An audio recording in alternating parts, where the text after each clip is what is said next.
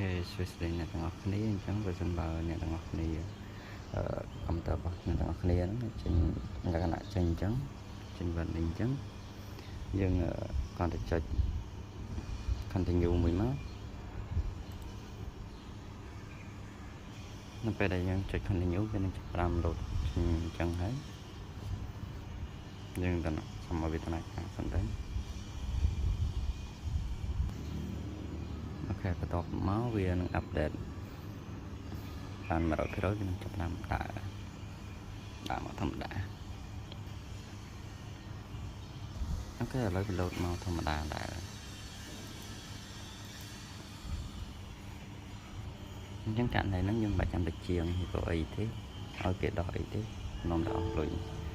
អញ្ចឹងយើងឃើញថាកុំព្យូទ័ររបស់យើងវាអស់ភ្លើងអស់ថ្មមូលហេតុមិញហ្នឹងដោយសារតែអស់ថ្មផងដែរ